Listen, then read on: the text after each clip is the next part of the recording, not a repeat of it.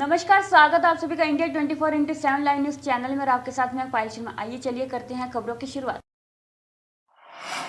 23 वर्षीय पूर्व जूनियर राष्ट्रीय चैंपियन की हत्या के मामले में ओलंपिक पदक विजेता सुशील कुमार का नाम भी सामने आया है। हत्या के इस मामले में कथित रूप से सुशील कुमार का नाम सामने आने के बाद दिल्ली पुलिस ने उनके घर पर रेड मारी। दरअसल दिल्ली के छत्रसाल स्टेडियम में बीते मंगलवार पहलवानों के दो गुटों के बीच मारपीट हो गई थी, जिसमें 23 साल के एक पहलवान की मौत हो गई। बताया जा रहा है कि इस पूरे मामले में दिल्ली पुलिस ने सुशील कुमार समेत अन्य पहलवानों के घर छापेमारी की गई। पुलिस के मुताबिक शुरुआती जांच में यह सामने आया है कि पहलवान सुशील कुमार और उनके सहयोगी ने यह अपराध किया। अतिरिक्त डीसीपी डॉक्टर गुरुक्लब सिंधु ने कहा, हम सुशील कुमार की भूमिका की जांच कर रहे हैं क्योंकि उनके खिलाफ आरोप लगाए गए हैं। हमने अपनी टीम उनके घर भेजी लेकिन वह गायब थे। हम उनकी तलाश कर रहे हैं। आरोपी व्यक्तियों का पता लगाने के लिए कई टीमों का गठन किया गया और वहीं खबर आ रही है कि सुशील कुमार उत्तराखंड में छुपे बैठे हैं। जिलाधीश कैप्टन मनोज कुमार ने the Punjab village and small town patrol act 1918 की धारा 3 के तहत प्राप्त शक्तियों का प्रयोग करते हुए जिला की सभी ग्राम पंचायतों को निर्देश दिए हैं कि वे गांव के स्वस्थ व्यस्त पुरुषों की दिन रात पेट्रोल ड्यूटी लगाए तथा गांव में लोगों को एकत्रित होने से रोके।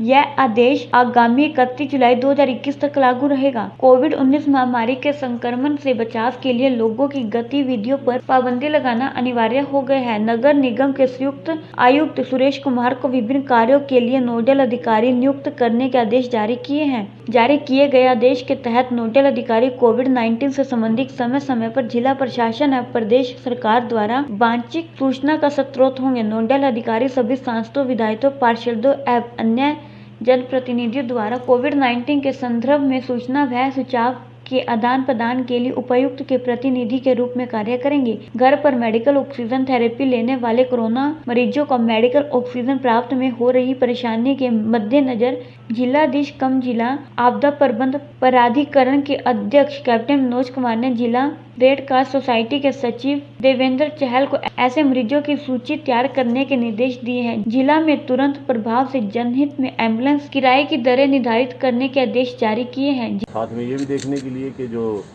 लोग यहाँ काम करते हैं उनको कोई समस्याएं तो नहीं है और जिन लोगों के लिए सुविधा बनी है उनको सुविधा मिल रही है। आज तो खास तौर पे चूँकि कोविड का ही प्रकोप ज़्यादा है तो हमारा मकसद यही देखना था कि यहाँ कोविड के लिए कोई ऑक्सीजन वगैरह है कि नहीं, कंसंट्रेटर है कि नहीं, पेशेंट कितने हैं।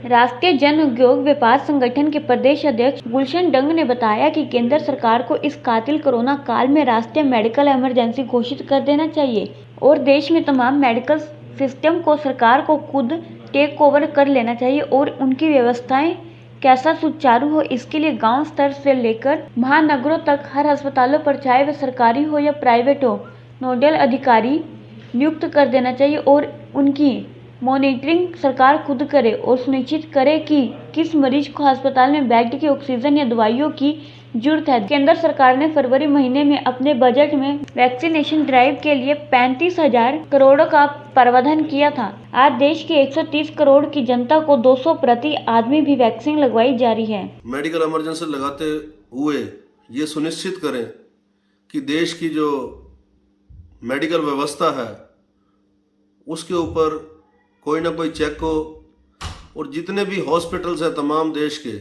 या जितनी भी मेडिकल व्यवस्थाएं हैं वो गवर्नमेंट अपने अंडर ले ले, क्योंकि आज हालात इतने बिगड़े हुए हैं कि कोई भी आदमी, कोई किसी के पास बेड नहीं है, ऑक्सीजन नहीं है।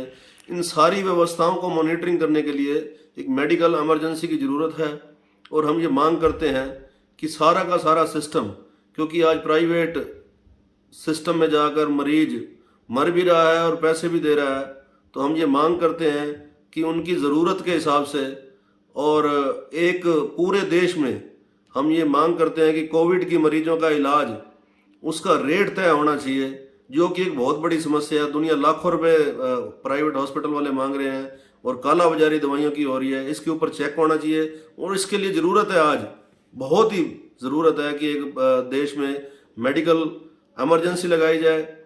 इसके अलावा बड़ी बातें हैं जो करने को हैं, मन में बड़े समय समय पर रहती है। केंद्र सरकार ने 35,000 करोड़ का जो बजट जारी किया था वैक्सीनेशन के लिए, आज वो वैक्सीनेशन ड्राइव बड़ा स्लो हो चुका है और इसकी स्पीड कैसी बढ़ाई जाए, इसकी एक व्यवस्था सुचारू कैसे हो वैक्सीनेशन की, राज्य सरकारों में और केंद्र सरकार में जो आज मिसअंडरस्टैंडिंग्स बन रही हैं, देखने को आ रहा है रोज समाचारों के द्वारा, ये कैसे दूर हो। क्योंकि आज मैं समझता हूं कि आप इतने 130 करोड़ की जनता है, 200 रुपया भी प्रति वैक्सीनेशन हम काउंट करें तो ये इसकी जो राशि बनती है वो 26,000 करोड़ बनती है, और आपने 35,000 करोड़ का बजट रिलीज किया है। मैं ये केंद्र सरकार से मांग करता हूं कि वैक्सीनेशन जो है इसका रेट पूरे संसार में इतना नहीं है, और इसका जो ड्यूबियस रेट, डबल रेट आपने किया है, ये भी गलत है। किसी राज्य को आप कहीं पर रेट कुछ है और कहीं पर कुछ है, ये दोहरी नीति बिल्कुल गलत है। हम मांग करते हैं केंद्र सरकार से, पहली बात तो है वैक्सीनेशन, जो मेरी ज्ञान की बात है, सेक्शन 21 के हिसाब से देश को फ्री लगानी चाहिए, नहीं तो सुनिश्चित करना चाहिए मिनिमम रेट के ऊपर, और सारे देश में एक ही रेट की व्यवस्था होनी चाहिए। मैं और हमारे इन दिनों में काफ़ी साथी हमारे चले गए व्यापार मंडल के, हमारे रोहतक से एक हमारे सज्जन जो हमारे भाइयों से भी प्यारे थे, विनोद गेरा जी, और कुछ साथी और हमारे बजाज साहब की धर्मपत्नी, एक हमारे साथी विभू जी, और ये सभी साथी पीछे हमने मृत्यु का एक बड़ा तांडव देखा है, और हम दुआ करते हैं राम जी से कि भाई इस तांडव को रोकें और भारतवर्ष को इस वायरस से निजात दिलाएं। क्योंकि केंद्र सरकार ने राम के नाम पर वोट लिए थे और राम मंदिर के नाम पे नोट लिए थे, इन चीज़ों को, और हम समझते हैं कि आज सरकारों ने सारी जनता को राम के भरोसे। गांव भानगढ़ निवासी 35 वर्षीय सुनील कुमार रात 12 बजे घर से अपने खेत में पानी लगाने के लिए गया था। इसी दौरान रात करीब 1 बजे अंधेरे में जूही नहर के पंप हाउस नंबर 4 के समीप उसका पैर फिसल गया और वह गहरे पानी में जा गिरा। तैरना न जानने की वजह से पानी में डूब गया। सुबह पंप हाउस पर तैनात कर्मचारियों ने इसकी सूचना जूही कलना पुलिस थाना में दी। पुलिस ने मौके पर पहुंचकर शव को कब्जे में लिया और उसकी शनाख्त कराई। पुलिस सुबह शव को लेकर जिला सामान्य अस्पताल में पहुंची। वहीं मृतक के भाई अनिल ने बताया कि सुनील गांव में ही खेती-बाड़ी का काम करता था। उसके एक लड़का व लड़की है। देर रात को खेत में पानी लगाते समय नहर में उसका पैर फिसल गया और वह पानी में डूब गया। जूही कलना पुलिस थाना के जांच अधिकारी विजेंद्र ने बताया कि मृतक के भाई अनिल के बयान दर्ज कर पुलिस ने इस संबंध में इत्तेफाकिया मौत मामले की कार्रवाई की है। शव को पोस्टमार्टम के बाद परिजनों के हवाले कर दिया गया।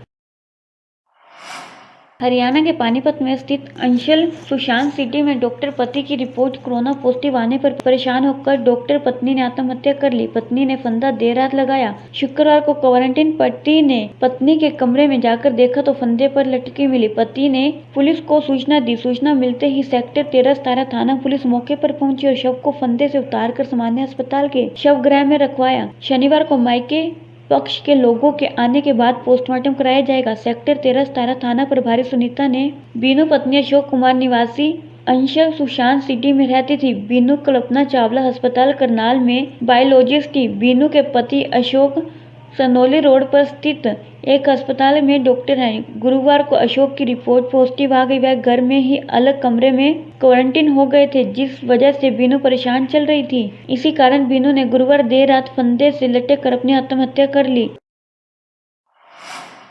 आज के लिए इतने, तो इसी के साथ जुड़े रहे इंडिया 24/7 लाइव न्यूज चैनल के साथ। नमस्कार।